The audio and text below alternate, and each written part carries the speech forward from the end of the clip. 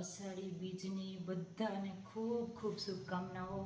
અને આજે રથયાત્રા પણ છે, જગન્નાથ રથયાત્રાની પણ શુભકામનાઓ બધાને. હા, હું કંડોળે જઈ આવી. સવારે 5:30 વાગ્યે ઘરેથી નીકળી હતી અને 8:45 વાગ્યે ત્યાં પહોંચી ગઈ હતી. લગભગ 17 કિલોમીટર ઉપર થાય, પણ સાથે હતા બીજા લોકો એટલે થોડું હું તો ધીમે આવતી હતી. બાકી તો આના કરતાં 8:30 પહેલાં પહોંચી જાઉં ત્યાં. દર વખતે જતા હોય એટલે એટલો બધો થાક ન લાગે.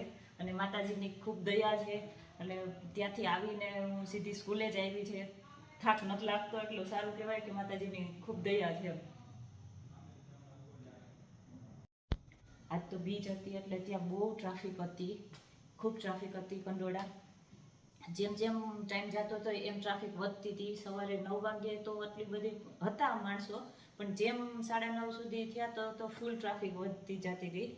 થોડીક વાર ત્યાં જઈને અમે આરામ કર્યો, થોડીક વાર બેઠી હતી, પછી હું પાછી સ્કૂલે આવી ગઈ ત્યાંથી.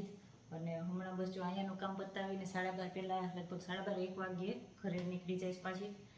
થોડોક આરામ થઈ જાય, સવારે વહેલા ઉઠ્યા હોય એટલે. આમ થાક નથી, પણ એનો મતલબ એવો નહીં કે પછી એમાં તમારે કામ કરતું જ રહેવાય.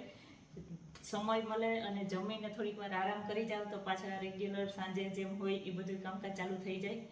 અને સવારે જ્યારે હું વોક કરવાનું ચાલુ કર્યું ત્યારે હું 25 મિનિટમાં ઈચ્છા પૂરતી હનુમાનને પહોંચી ગઈ હતી. એટલે અમારા ઘરથી હનુમાન મંદિર 3-3.25 જેવું થાય, 3 કિલોમીટર જેવું કે એની ઉપર કદાચ થતું હશે. પણ 25 મિનિટ મને લાગ્યા હતા 3 કિલોમીટર પાસ કરતા. એટલે સારી સ્પીડ હતી મારી. પછી તો અમે બધા હતા સાથે તો થોડુંક ધીમે ધીમે હાલતા હતા, વાતો કરતા કરતા. પણ બહુ મજા આવી, હાલીને જવાની મને ખૂબ મજા આવી.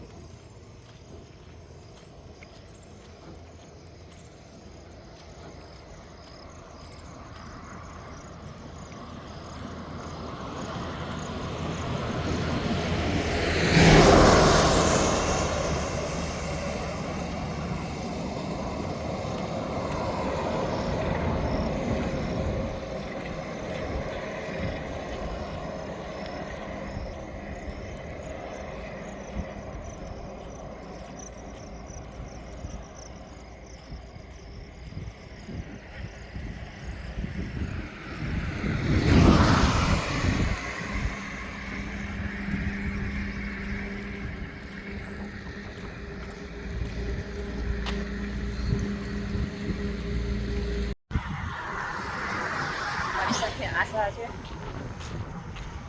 અહીંયા રાણાવાવ જ રહે છે ને, એ લોકોને જવું તો માતાજી. એટલે એમાં બધા હથવારો થઈ ગયા છે મારે.